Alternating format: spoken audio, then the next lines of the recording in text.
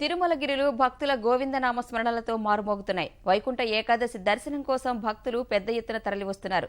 ప్రస్తుతం భక్తుల రద్దీని తిరుమల నుంచి మా ప్రతినిధి రుత్విక్ అందిస్తారు.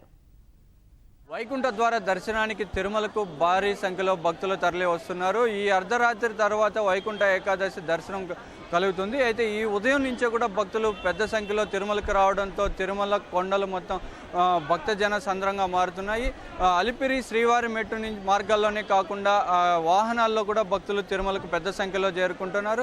ఈ వచ్చిన భక్తుల్ని వచ్చినట్లుగానే ఈ ఉదయం నుంచి కూడా భక్తుల్ని వైకుంఠం 1, 2 కంపార్ట్మెంట్లలోకి అనుమతిస్తున్నారు. ఇవాళ దర్శనం చేసుకునే వాళ్ళ భక్తులకి ప్రత్యేకంగా ఏర్పాట్లు చేసి వారిని సపరేట్ ప్రత్యేక మార్గం ద్వారా కూడా పంపుతున్నారు. అయితే వైకుంఠ ఏకాదశి దర్శనానికి వచ్చే భక్తులని వైకుంఠం 2 ముఖద్వారం గుండా కూడా లోపలికి అనుమతించి కంపార్ట్మెంట్లో ఉండే విధంగా కూడా ఇక్కడ ఏర్పాట్లు చేశారు.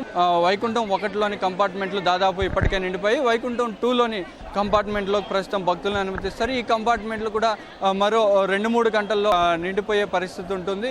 అనంతరం వచ్చే భక్తుల్ని తర్వాత వచ్చే భక్తుల్ని నారాయణగిరి ఉద్యానవనంలో ఏర్పాటు చేసిన తాత్కాలిక కంపార్ట్మెంట్లోకి అనుమతిస్తారు. నారాయణగిరి ఉద్యానవనంలో 16 తాత్కాలిక కంపార్ట్మెంట్లను ఏర్పాటు చేశారు.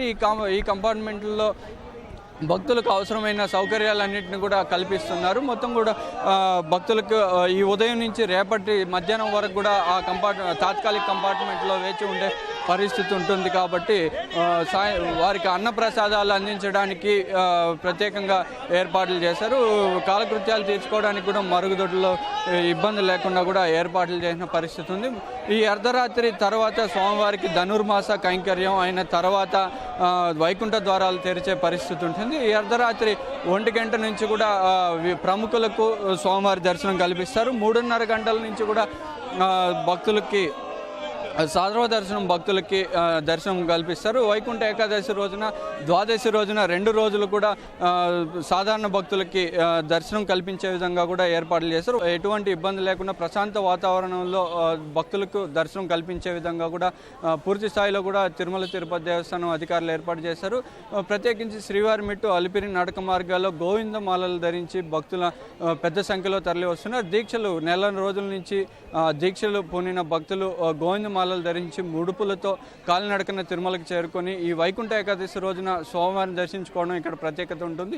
ఈ గోవిందమాలల భక్తులు కూడా తిరుమలకు పెద్ద సంఖ్యలో తరలి రావడంతో కూడా మొత్తం తిరుమల కొండలు మొత్తం కూడా భక్తజన సంద్రంగా మారాయి. ఈ అర్ధరాత్రికి కూడా పూర్తి స్థాయిలో కూడా క్యూ లైన్లు తాత్కాలిక కంపార్ట్మెంట్లన్నీ నిండిపోయే పరిస్థితి ఉంటుంది. అనంతరం రహదారి గుండా కూడా ప్రత్యేకంగా 2 నుంచి 3 కిలోమీటర్ల దూరం పాటు కూడా క్యూ లైన్ ఏర్పాటు చేశారు. పకడ్బందీగా ఈ ఏర్పాట్లు చేయడంతో ప్రశాంత వాతావరణంలో ఎటువంటి ఇబ్బంది లేకుండా కూడా భక్తులు స్వామివారిని దర్శించుకోవడానికి అవకాశం కలుగుతుంది.